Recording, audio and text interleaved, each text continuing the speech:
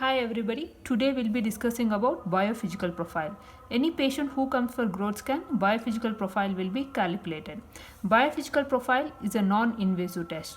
It's used for assessing the fetal well-being. It has multiple components which are independently affected by fetal hypoxemia, and biophysical profile tells about the severity or chronicity of the fetal oxygen state.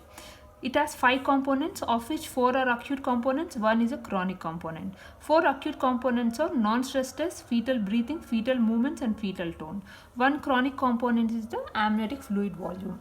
Coming to the acute components, these are controlled by regulatory centers located in the CNS. Coming to fetal tone, the center is located in the cortex and subcortical area.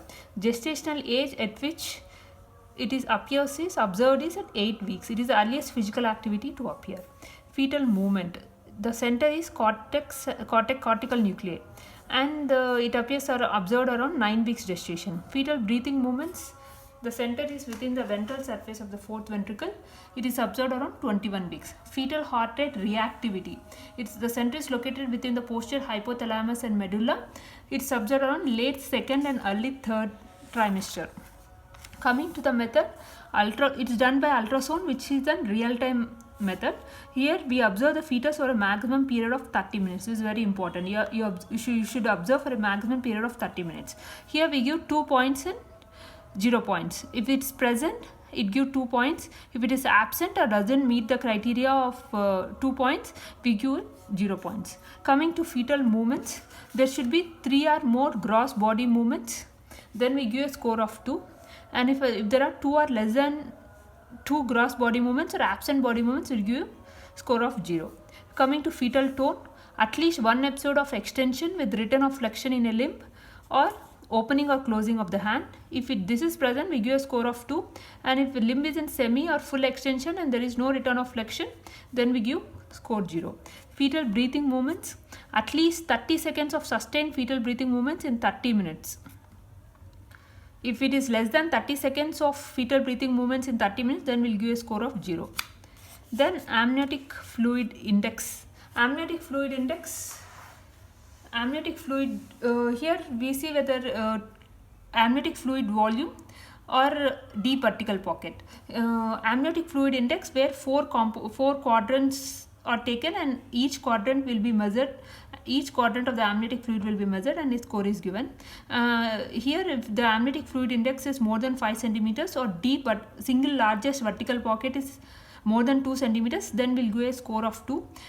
If it is less than 2 centimeters deep vertical pocket or amniotic fluid index is less than 5 centimeters, we'll give a score of 0. Then fetal activity. Fetal activity, 2 or more fetal heart rate accelerations of 15 beats per minute lasting 15 seconds and associated fetal movements in 40 minutes. So we'll give a score of 2, and if there are no or less than 2 acceleration of fetal heart rate in 40 minutes period, then we'll give a score of 0. Coming to the concept behind it, biophysical activities that appear first, that is the tone and the fetal movement, embryologically or the last to disappear with worsening hypoxia. We have a tone which is observed at 8 weeks and we have fetal movement which is observed at 9 weeks. They are more resistant to hypoxia, they are last to disappear. The activities that are most sensitive to hypoxia are those that develop last. Here at 21 weeks we have fetal breathing movements and fetal heart rate reactivity in late second and early third trimester. They are more sensitive. The centers are more sensitive to hypoxia. They are first to go. So if more components are absent, higher incidence of acidemia is present. So fetal tone and fetal movements are there resistant, and fetal tone is most resistant. And fetal breathing and fetal heart rate centers, fetal breathing center neurons and cardio-regulatory neurons are most susceptible to the changes in fetal oxygenation. Coming to biophysical profile activities. First, if there is fetal hypoxemia, first there is loss of fetal breathing movements and fetal heart rate. Then there is decrease in fetal movement. Then there is loss of tone. So tone is the one which is resistant to the fetal hypoxemia, is the last to go.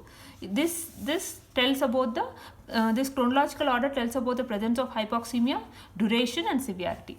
Fetal hypoxemia, So if the baby comes, there is fetal hypoxemia, BPP values will be low. The fetal hypoxemia may go into acidemia, hypercapnia, there will be fetal distress, admission to NICU, fetal growth restriction, low Apgar score and low cord pH.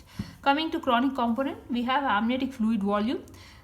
If the amniotic fluid index is more than 5 centimeters, or deep vertical pocket is 2 centimeters, or a pocket of amniotic fluid measuring at least 1 centimeter in two perpendicular plates, like this we calculate the amniotic fluid volume.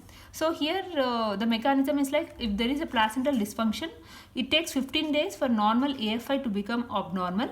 Again, it takes 23 days for abnormal AFI become severe oligohydramnios, especially in the fetus with growth restriction. Coming to interpretation, BPP score of 8 by 10 or 10 by 10, it rules out the presence of hypoxemia.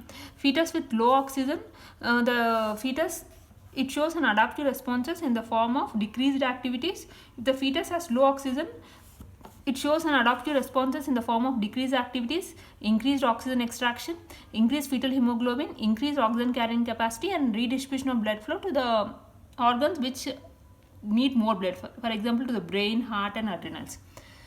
Amniotic fluid volume components of BPP greatly influence the BPP interpretation and pregnancy management.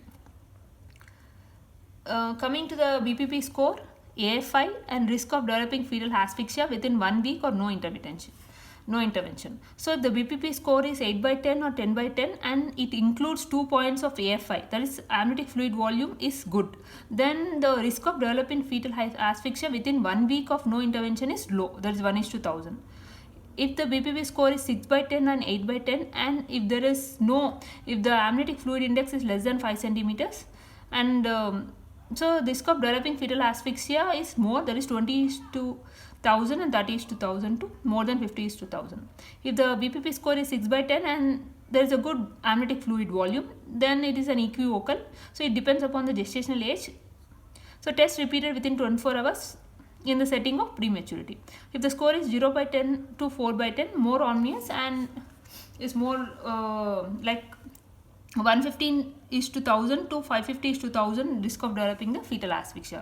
One most important is this amniotic fluid volume component of the BPP is greatly, it influences the BPP interpretation and pregnancy management.